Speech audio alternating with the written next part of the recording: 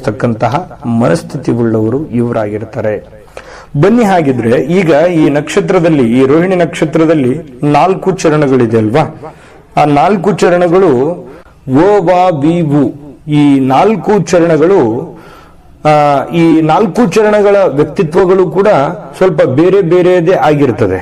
ಆ ಬೇರೆ ಬೇರೆದು ಯಾವ ರೀತಿ ಸ್ವಲ್ಪ ಡಿಫರೆನ್ಸ್ ಆಗಿರುತ್ತೆ ಅನ್ನುವಂಥದ್ದು ನಾನು ಮತ್ತೆ ನಿಮಗೆ ವಿವರವಾಗಿ ಹೇಳೋದಾದ್ರೆ, 1ನೇ ಚರಣದವರು ಯಾವ ರೀತಿ ಆಗಿರ್ತಾರೆ ಅಂತಂದ್ರೆ, ಈ ಅತಿಯಾದ ಭಯದಿಂದ ಸದೃಢವಾಗಿರ್ತಕ್ಕಂಥ ನಿರ್ಧಾರವನ್ನ ತೆಗೆದುಕೊಳ್ಳಕ್ಕೆ ಆಗದೆ ಇರತಕ್ಕಂತಹ ಒಂದು ಭಯದ ವಾತಾವರಣದಲ್ಲಿರ್ತಕ್ಕಂಥದ್ದು. ಸಣ್ಣ ವಿಚಾರ ಇದ್ರೂ ಕೂಡ ಮನಸ್ಸಿನ ಮೇಲೆ ತೆಗೆದುಕೊಂಡು ಅದನ್ನು ಬಹಳಷ್ಟು ವಿಚಾರ ಮಾಡಿ ಅಳುದು ತೂಗಿ ಅದಕ್ಕೆ ಕೈ ಹಾಕ್ತಕ್ಕಂತಹ ವ್ಯಕ್ತಿಗಳವರಾಗಿರ್ತಾರೆ.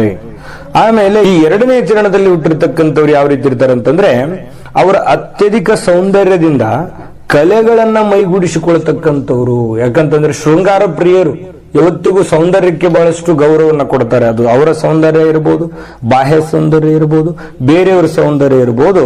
ಸೌಂದರ್ಯಕ್ಕೆ ಹೆಚ್ಚು ಒತ್ತುಗಳನ್ನ ನೀಡತಕ್ಕಂಥದ್ದು ಮತ್ತು ಕಲೆಗಳನ್ನ ಮೈಗೂಡಿಸಿಕೊಳ್ತಕ್ಕಂತಹ ವ್ಯಕ್ತಿಗಳು. ಆಮೇಲೆ ಈ 3ನೇ ಚರಣದಲ್ಲಿ ಹುಟ್ಟಿರ್ತಕ್ಕಂಥ ವ್ಯಕ್ತಿಗಳು ಅವರ ಮನಸ್ಸಿನ ಭಾವನೆಗಳನ್ನ ಅತಿಯಾಗಿ ಜನರೊಂದಿಗೆ ಪ್ರದರ್ಶಿಸತಕ್ಕಂತಹ ವ್ಯಕ್ತಿಗಳು.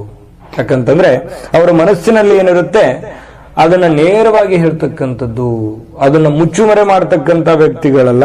ಎಲ್ಲರ ಹತ್ರನೂ ಕೂಡ ಓಪನ್ ಆಗಿರ್ತಾರೆ ಇವತ್ತಿಗೂ ಕೂಡ. 4ನೇ ಚರಣದಲ್ಲಿ ಹುಟ್ಟಿರ್ತಕ್ಕಂಥವ್ರು ಯಾವ ರೀತಿ ಇರ್ತಾರೆ, ತಮ್ಮ ಹೃದಯವು ಸದಾ ಉತ್ಸಾಹದಿಂದ ಇರತಕ್ಕಂಥದ್ದು, ಸದಾ ಕ್ರಿಯಾಶೀಲ ವ್ಯಕ್ತಿಗಳಾಗಿರ್ತಕ್ಕಂಥದ್ದು, ಚಟುವಟಿಕೆಯಲ್ಲಿ ಇರತಕ್ಕಂಥದ್ದು, ಸಾಮಾಜಿಕ ಧಾರ್ಮಿಕ ಆಚರಣೆಗಳಲ್ಲಿ ಸದಾ ಮುಂದಾಗಿರ್ತಕ್ಕಂಥದ್ದು.